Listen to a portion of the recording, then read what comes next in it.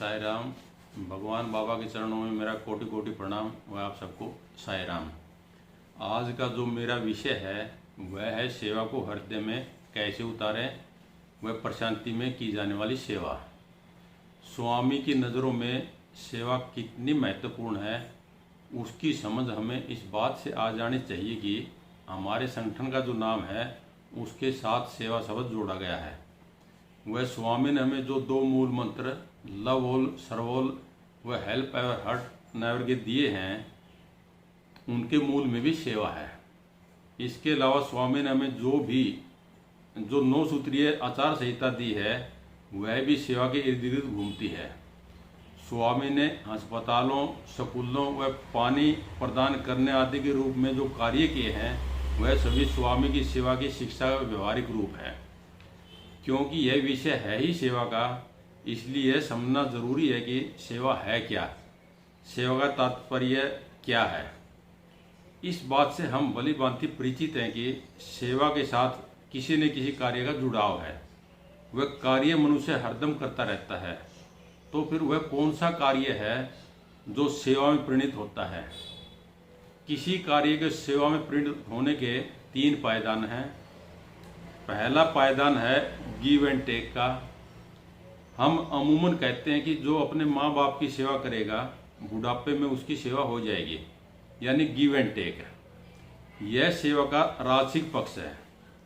अगला पायदान है नेकी कर वह कुएं में डाल। यह सेवा का सात्विक पक्ष है जो कि पूर्ण नहीं है, क्योंकि इस पक्ष में भी कर्ता भाव खड़ा है। करने वाले को आभास है कि वह नेकी कर रहा है। सेवा का अंतिम पायदान है जब प्रेम सत्य व्यवहार में तब्दील हो जाता है। जहां अपेक्षा व कर्ता भाव गिर जाता है वह प्रेम व्यवहार में तब्दील हो जाता है, फिर हर कार्य सेवा है। आज का जो विषय है उसको स्लाइडों के माध्यम से समझाने की कोशिश की गई है, अतः स्लाइडों के अनुसार ही इस विषय को आगे बढ़ाते हैं।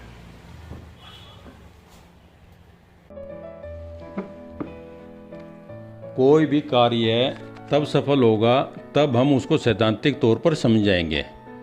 क्योंकि हम अध्यात्म से जुड़े हैं, अतः हमने सबसे पहले यह जानना कि हमें पुनर्जन्म क्यों लेना पड़ता है। पुनर्जन्म का स्पष्ट सा कारण है कि हम इस सत्य के लिए जागृत ही नहीं है कि जब तक हम स्वयं को कर्ता मानते रहेंगे तब तक हर कर्म का फल बनता रहेगा और यह फल एकत्रित होता रहेगा। क्योंकि मनुष्य ज़्यादातर तामसिक व राजसिक प्रभाव में आकर ही कर्म करता है, अतः कर्म फल भी अशुद्ध होगा।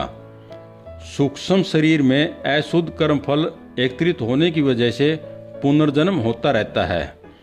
स्वामी कहते हैं कि जीवन का उद्देश्य खाना पीना सोना व मरना नहीं है, बल्कि जीवन के सही उद्देश्य को जानो। स्वामी ने हमें बताया है कि जीवन का सही उद्देश्य स्वयं को वास्तविक स्वरूप को जानना होगा। हम अब अपना वास्तविक स्वरूप शरीर को माने हुए हैं, जबकि हमारा वास्तविक स्वरूप आत्मा है।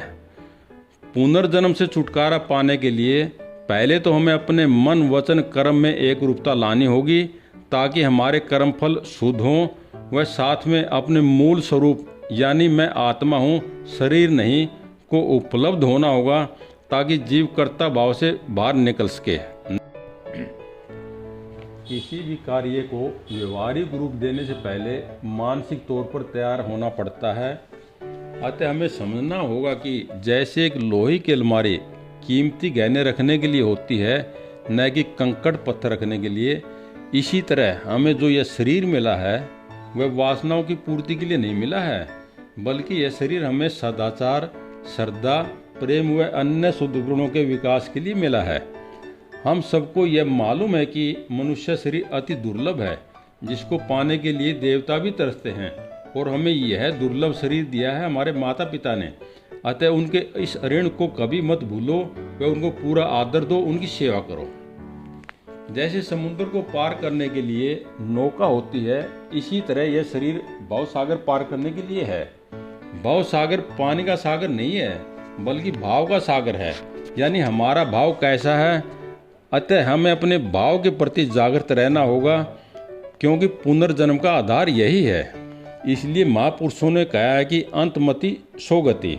हाँ, ऐसा भी नहीं है कि हमारा जीवन काल पूर्ण रूप से सुख में ही चलेगा, बल्कि पिछले कर्मफल के थपेड़े लगते रहेंगे, जिन्हें हमें यह मानकर स्वीकार करना होगा कि कर्म तो मैंने ही किए थे। हमें जो शरीर मिला है वह स्थायी नहीं है, यह हम सबको पता है, बल्कि यह शरीर तो हमें किराए के रूप में मिला है, और इसके किराए का भुगतान डॉलर या रुपयों में नहीं होना है, बल्कि इसका वास्तविक किराया विश्वास, श्रद्धा और सेवा है। अगर इस रूप में किराया नहीं अदा करेंगे तो किराए का बोझ बढ़ता रहेगा, जिसका दंड हमें ही मिलेगा। भी भक्तों कहकर संबोधित नहीं किया, बल्कि हमेशा प्रेम स्वरूपों या तम स्वरूपों कहकर संबोधित किया, क्योंकि स्वामी पूर्ण रूप से भीग हैं कि हम शरीर नहीं हैं, बल्कि आत्मा है। शरीर भाव को आत्म भाव में बदलना ही वास्तविक आज़ादी है। आज़ादी का यह अर्थ नहीं है कि जो चाहूँ सो करूँ, बल्कि असली आज़ादी यह है कि कोई चाहत ही न हो। अच्छे आदमी ही अच्छा संसार बनाते हैं। इस संबंध में बाबा ने एक बड़ी छोटी सुंदर कहानी सुनाई। बाबा कहते हैं कि एक व्यक्ति ने एक शरारती लड़के को संसार का नक्शा फाड़कर दे दिया और कहा कि इसको ठीक तरीके से लगाओ। उस नक्शे के पीछे मानव का चित्र बना हुआ था। बच्चे ने उस मानव को चित्र को ठीक तरीके से संगठित कर दिया, तो संसार का नक्शा भी ऑटोमेटिक ठीक बन गया। बाबा कहते हैं कि जिस तरह नक्शा के पीछे मानव का चित्र था, मानव का चित्र ठीक होते ही संसार का नक्शा ठीक हो गया। इसी तरह सारे संसार को ठीक करने के मूल में भी मानव है। जब मानव स्वयं में ठीक हो जाएगा तो संसार भी ठीक हो जाएगा। इस सत्य को जानते हुए श्री सत्य साई संगठन मनुष्य को अच्छा बनाने की दिशा में काम करता है। स्वामी कहते हैं कि संसार को ग्रेट व्यक्तियों की जरूरत नहीं है, बल्कि गुड व्यक्तियों की आवश्यकता है। यह जान लीजिए कि आप भगवान से आए हैं और आपको अपने स्रोत पर वापस जाना होगा। ईश्वर को आपसे अलग और दूर मत समझो, भगवान आपके भीतर हैं। मनुष्य इस प्रकार स्रोत की ओर लंबी तीर्थ यात्रा पर है। मनुष्य बार बार जन्म लेता है जब तक स्रोत तक नहीं पहुंच जाता। सेवा स्रोत तक पहुंचने के लिए सभी पथों में से सबसे छोटा रास्ता प्रदान करती है। मनुष्य को अपने शरीर, इंद्रियों, बुद्धि, मन को स्रोत तक पहुंचने के लिए दिए गए उपकरणों के रूप में उनका सर्वोत्तम उपयोग करना चाहिए। मनुष्य मृत्यु से नहीं बच सकता, लेकिन निश्चित रूप से जन्म से दूर होकर मृत्यु से बचा जा सकता है। इसके लिए सेवा ही सही योग है जो स्वामी ने मानव को दिया है। परमात्मा पृथ्वी पर ऐसे ही नहीं आते, बल्कि वे प्रतीक्षा करते हैं कि कोई प्रार्थना के लिए हाथ तो उठाए। उस स्थिति में या तो परमात्मा स्वयं आते हैं या किसी को भेजते हैं। इससे पहले हमने मानसिक तैयारी की बात की थी, अब शारीरिक तैयारी की बात करते हैं। प्रत्येक साईं भगत को चलता फिरता मंदिर बनना चाहिए। रेलगाड़ी की यात्रा के दौरान जब आप ट्रेन में जाते हैं और मंदिर देखते समय आप ये जाने बिना कि उसमें कौन सा भगवान है, प्रणाम अर्पित करते हैं। उसी तरह आपके संपर्क में जो भी आता है, चाहे आप उसे जानते भी नहीं, हर एक को आदर देना चाहिए। शरीर एक पंच महाभूतों का गठजोड़ है। यह बढ़ता है, कमज़ोर होता जाता है और घटता जाता है। खाने पीने की चीज़ों के खिलाने से नहीं और सौंदर्य प्रसाधनों से भी नहीं, बल्कि अच्छे विचारों, कार्यों और कर्मों के साथ इसकी अच्छी देखभाल करें। पित्तल से बनी घंटी बहुत तेज आवाज़ करती है, लेकिन उसकी कीमत कम होती है, जबकि सोने की घंटी शोर तो नहीं करती परंतु बेशकीमती है। अतः हमें याद रखना चाहिए कि हमारे विचार, शब्द और कर्म प्रतिबिंब, प्रतिध्वनि और प्रतिक्रिया के रूप में वापस आएंगे। अतः हमेशा अच्छा सोचें, अच्छा देखें, अच्छा करें, तब स्वतः अच्छा बन जाएंगे। वे सोने की घंटी की तरह बिना आवाज़ के कीमती बन जाएंगे। भगवान मानवता से विशेष रूप से भक्तों से हमेशा धर्म के पथ पर चलने और मूल्यों से ओतप्रोत जीवन जीने का आग्रह करते हैं। अपने 55वें वर्ष के दौरान उन्होंने 9 सूत्रीय आचार संहिता दी, जिसका पालन करने पर कोई व्यक्ति जन्म और मृत्यु के दुष्चक्र से बाहर आ सकता है। इसलिए हम सबका कर्तव्य बनता है कि स्वामी ने हमें जो 9 सूत्रीय आचार संहिता दी है उसको अपने जहन में उतारें, वे व्यवहार में लाएं। ये समझ आ गया होगा कि हमें स्वयं ने बदलना होगा, अतः यह बदलाव तेज गति से आए। इसलिए स्वामी से प्रार्थना करो कि हे परमात्मा, आप मुझे परिवर्तित करने का आशीर्वाद दें। स्वामी कहते हैं कि जिस तरह जब तक गाड़ी चलती रहती है धूल मिट्टी उसके पीछे रहती है, वह जैसे ही गाड़ी रुक जाती है धूल मिट्टी उसके ऊपर चढ़ जाती है। इसी प्रकार मनुष्य ने अपने लक्ष्य के प्रति निरंतर जागरूक रहना होगा, वह ओरिएंट करना होगा। जैसे मुझे इस ग्रह पर क्या करना है और क्यों करना है, भय, भूख, निद्रा व प्रजनन क्रिया तो सभी 84 लाख योनियों के प्राणियों में एक समान है। फिर वह कौन सी बात है जो मनुष्य को सब प्राणियों से अलग करती है? जब इस पर गहनता से विचार करते हैं तो समझ में आ सकता है कि कर्म तो हर प्राणी करता है, परंतु मनुष्य इस कर्म को ज्ञान के माध्यम से योग में बदल सकता है। इसलिए कर्तव्यम योग उच्चते कहा गया है। मनुष्य की मूल प्रकृति की विशेषताएं प्रेम, धैर्य, सत्य, सहनशीलता आदि हैं, परंतु अज्ञानतावश मनुष्य उसके अंदर छिपे 6 शत्रुओं काम, क्रोध आदि को पोषित करता रहता है, जिस कारण यह 6 शत्रु मनुष्य की मूल प्रकृति की विशेषताओं को ढक लेते हैं, जिस कारण मानव क्रिया प्रतिक्रिया के चक्कर से बाहर नहीं निकल पाता। इन 6 शत्रुओं में अहम यानी मैं शरीर हूँ सबसे बड़ा शत्रु है।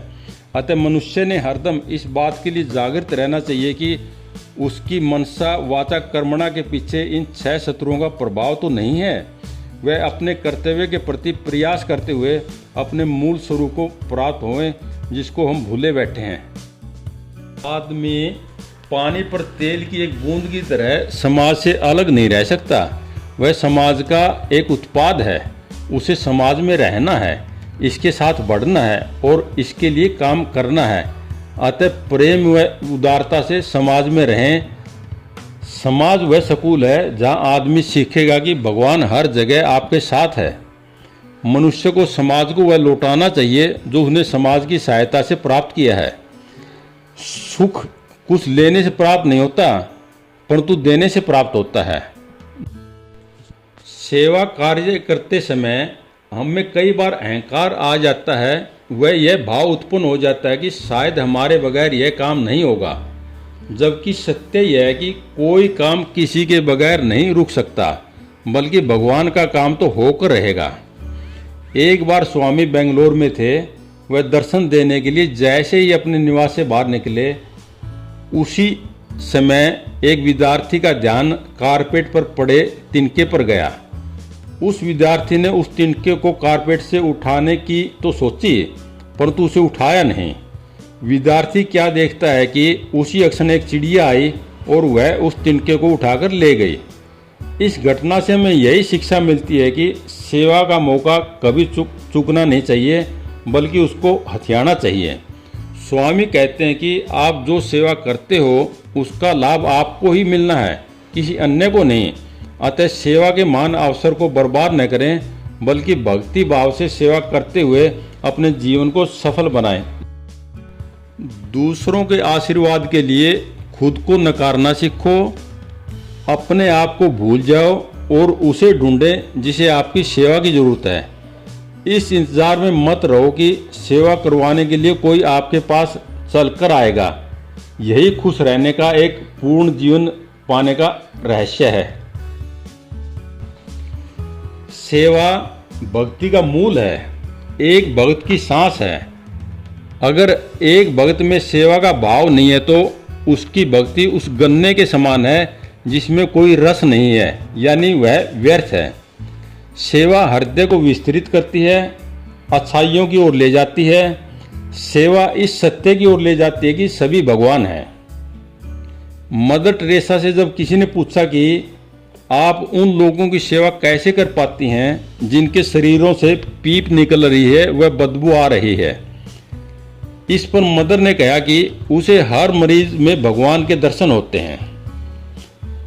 हर प्रकार की ऊर्जा, चाहे वो शारीरिक है, धन है, समय है, भोजन है, का सदुपयोग करें, दुरुपयोग से बचें। सेवा क्यों करें?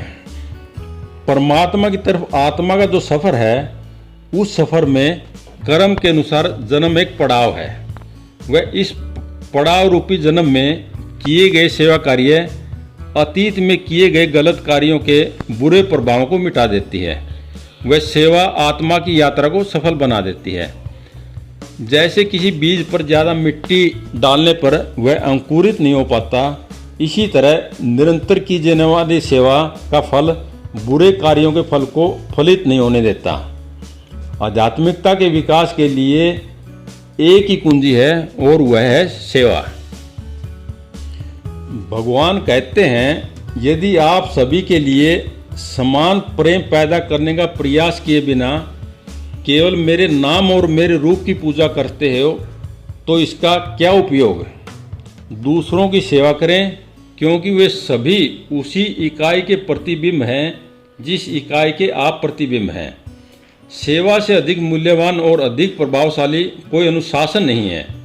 सेवा मोक्ष प्राप्त करने के लिए साधना का सर्वोच्च रूप है।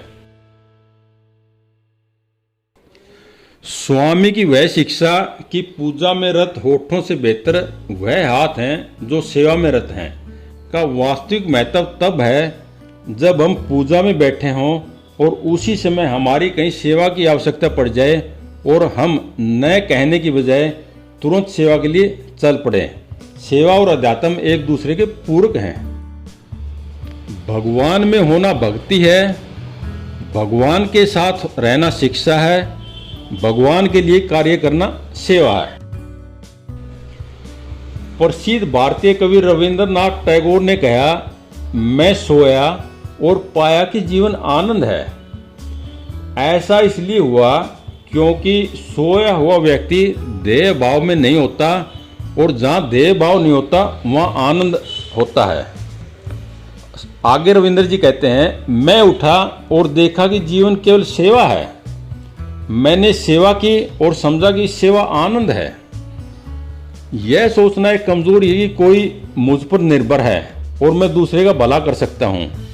हमें अपने दिमाग में यह बैठा लेना चाहिए कि इस ब्रह्मांड में कोई भी हम पर निर्भर नहीं है।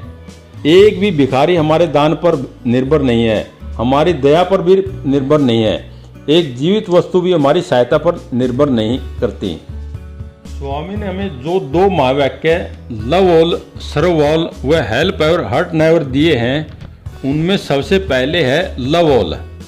अतः इस सूत्र को जीवन में उतारकर आगे बढ़ें। यही सूत्र हमारे शास्त्रों में दिए गए हैं।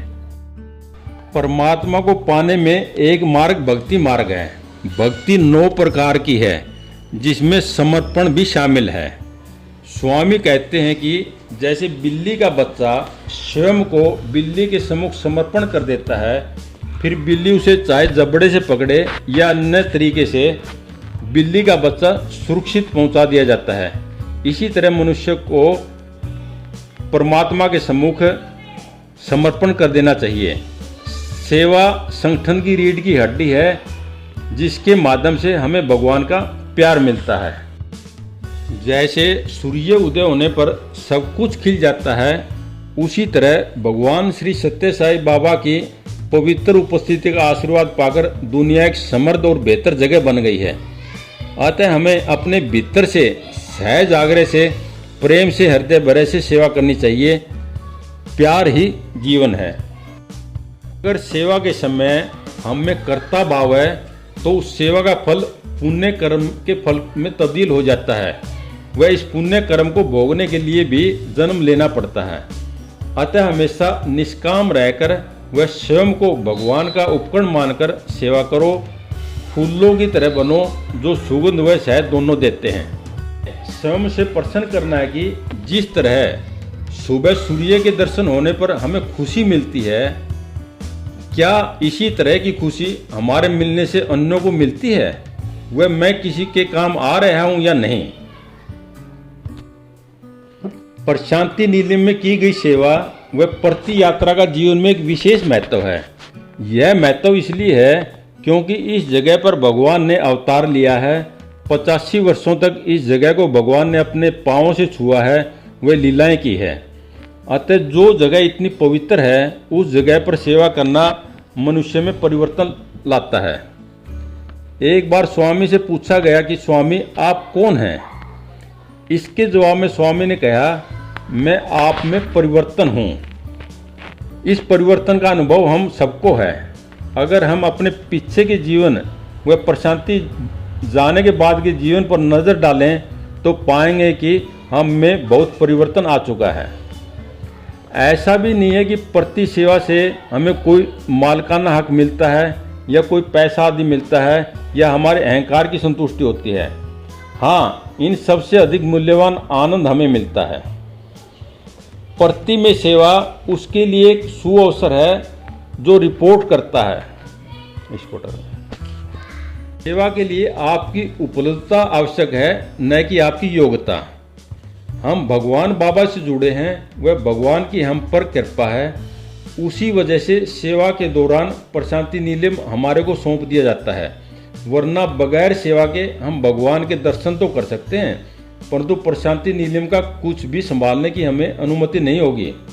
प्रशांति सेवा एक प्रकार से ईश्वर की देखभाल करने वाली संतान परियोजना है। प्रशांति नीलम में की गई सेवा से सेवा दल का ध्येय सिर्फ देना ही देना रह जाता है। वह ऐसी सेवा एक साधना बन जाती है, जिस कारण सेवा दल के व्यवहार में बहुत बड़ा बदलाव आ जाता है। उसकी आदतें सुधर जाती हैं, जिम्मेवारियों को समझने लग जाता है, वह एक आदर्श जीवन जीने लगता है। स्वामी का यह आश्वासन कि why fear when I am here का अनुभव भी प्रशांति सेवा के दौरान हो जाता है। अगर हम ऐसा सोचते हैं कि हम प्रशांति सेवा के लिए अपनी मर्जी से जा रहे हैं, तो ऐसा सोचना हमारी भूल है। प्रशांति में सेवा का बुलावा भगवान की इच्छा व संकल्प से होता है। भगवान हम सबको सेवा का अवसर दे रहे हैं ताकि वह हमारे परिवारों की देखभाल कर सकें। सेवा से भगवान की कृपा का आनंद लेना चाहिए। अपना ख्याल रखें। एक सेवा दल को बुखार हो गया, वह दिखाने के लिए अस्पताल गया। डॉक्टर ने सेवा दल से बुखार के कारणों की जानकारी ली, तो सेवा दल ने बतलाया कि वह लगातार सेवा करता रहा, आराम नहीं किया। इस पर डॉक्टर ने उससे कहा कि स्वामी ने ऐसा कभी नहीं कहा कि आप सेवा करते करते बीमार पड़ जाओ। अतः सेवा के दौरान अपने स्वास्थ्य का ख्याल जरूर रखें। स्वास्थ्य के हिसाब से ही भोजन खाएं। वह बिना सेवा के इधर उधर न घूमें, बल्कि शरीर को जितना आराम चाहिए उतना आराम दें। भगवान श्री कृष्ण गीता संदेश में कहते हैं कि जो मनुष्य सिर्फ मेरे बारे में सोचता है, वह अवश्य ही उसके पास पहुंच जाता है। अतः हमेशा भगवान के बारे में सोचना चाहिए। यही एक समर्पण है जो मोक्ष का मार्ग है। स्वामी के कॉलेज का एक प्रोफेसर नियमित रूप से रक्तदान करता था। एक बार उसने स्वामी से प्रार्थना की कि वह हमेशा बीमार जरूरतमंदों को रक्तदान देता रहे। उसी समय स्वामी अस्पताल में आए और उस प्रोफेसर को देखकर बोले, ओ आप यहाँ रक्तदान कर रहे हैं, लेकिन मेरे लिए नहीं कर रहे। स्वामी ऐसा कहकर चले गए, परंतु प्रोफेसर ऐसा सुनकर स्तब्ध रह गया कि स्वामी को रक्त की क्या आवश्यकता है। एक दिन शाम को वह प्रोफेसर स्वामी के दर्शनों के लिए कुलवंत हॉल में बैठा था। वह स्वामी उसके पास आए और कहने लगे कि आप सोच रहे थे कि आप जरूरतमंद मरीजों को रक्तदान कर रहे हो। ऐसा सोचना गलत है। हमेशा यह सोचें कि प्राप्तकर्ता स्वामी हैं। आपको इस सच्चाई का ही एहसास करवाने के लिए मैंने उस दिन ऐसा कहा था। इस प्रसंग से हमें यह शिक्षा मिलती है कि सेवा को प्राप्त करता भगवान है, न कि कोई अन्य। हम सभी ने उस कथा को सुन रखा होगा जिसमें भगवान श्री कृष्ण ने जूते व झूठी पतलें उठाने की सेवा की थी। सेवा कोई बड़ी छोटी नहीं होती, बल्कि भगवान तो आपके भाव को देखते हैं, आपकी पवित्रता व श्रद्धा को देखते हैं। चाहे संगठन हो या परिवार हो, हमेशा सकारात्मक सोच रखनी चाहिए। अनावश्यक तर्क वितर्क में नहीं पड़ना चाहिए। संगठन में कोई छोटा बड़ा नहीं होता, हर एक ने एक दूसरे का सम्मान करना चाहिए, चाहे वह कोई पदाधिकारी है या सेवादल है। मूलतः हम सभी सेवादल हैं। संगठन को अपना परिवार मानें। हर सदस्य ने सच्चा सेवादल बनना चाहिए। अगर किसी व्यक्ति में सेवा की इच्छा नहीं है तो वह किसी पद के योग्य भी नहीं है। गुरु के रूप में परमात्मा हर मनुष्य के अंदर विराजमान है, अतः आपको अंदर से विकसित होना है। कोई आपको सिखा नहीं सकता, कोई आपको आध्यात्मिक नहीं बना सकता। आपकी आत्मा के अलावा कोई दूसरा शिक्षक नहीं है। सत्य साई संगठन हमारा अपना है, हम इसके मालिक हैं, अतः इसे अपने परिवार की तरह मानें और पूर्ण जिम्मेदारी के साथ काम करें, जैसे हम अपने निजी कामों को जिस लगन व तत्परता से करते हैं। संगठन के काम भी उसी तरह करें। यह हमारे पूर्व जन्मों के अच्छे कर्मों का ही परिणाम है कि हम इस संगठन में काम कर रहे हैं। संगठन में काम करते हुए समाज के लिए एक आदर्श व्यक्ति बने। सेवा में उतार चढ़ाव अनिवार्य हैं, वरना ईसीजी में आई सीधी लाइन मर्त होने का संदेश देती है। प्रशांति सेवा के दौरान अपनी तर्क बुद्धि मत चलाओ, क्योंकि हम तो साल में एक बार जाते हैं। वह इस दौरान आश्रम के क्या नियम बने व क्या बदले, हमें उनका ज्ञान नहीं होता।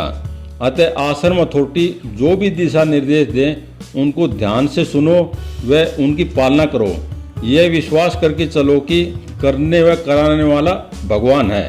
प्रति यात्रा के माध्यम से बहुतों को भगवान के निवास के दिव्य वातावरण को अनुभव करने का सुनहरी मौका मिलता है। इससे नए लोगों को संगठन से जुड़ने का मौका मिलता है, वह संगठन की गतिविधियों में विस्तार हो सकता है। अतः प्रति यात्रा में लोगों को भेजना एक बहुत बड़ी सेवा है, वह भगवान की कृपा है। नेक्स्ट, यात्रा के बाद बहुत सुखद परिणाम देखने को मिले हैं। जो लोग प्रति यात्रा में शामिल हुए थे उनके जीवन में बदलाव देखने को मिला है। वह बहुत से लोग संगठन में भी सक्रिय हुए हैं। जैसे किनारों के अंदर बहता हुआ पानी संपन्नता व सुखाकारी होता है, जबकि बिना किनारों के बहता पानी विनाशकारी होता है। इसी तरह हर कार्य के दो किनारे होते हैं, जिनमें एक किनारा करने का व दूसरा न करने का होता है। इसी तरह प्रशांति सेवा के भी दो किनारे हैं। पहला किनारा है करने का। यह स्पष्ट है कि जब हम प्रशांति निलयम जाते हैं तो हम कुछ धन भी खर्च करते हैं, समय भी निकालते हैं, व घर के कुछ कार्यों को भी स्थगित करते हैं। अतः जब इतना कर ही लिया व प्रशांति पहुंच ही गए तो फिर सेवा कार्य इतने चाव से करें जैसे अपनी बहन बेटी की शादी में कार्य करते हैं। अतः जो भी आपको सेवा मिले उसे बड़े चाव से स्वीकार करें। समय पर सेवा स्थान पर जाएं। सेवा के समय अपने सेवा स्थान पर ही रहें। आश्रम के नियमों व ग्रुप लीडर के निर्देशों का पालन करें। सेवा ड्यूटी के दौरान निर्धारित पोशाक पहने। सेवा स्थान व सेवादल कैंटीन में जाने के लिए अपना पहचान पत्र, सेवा स्थान पत्र व स्कार्फ जरूर पहने।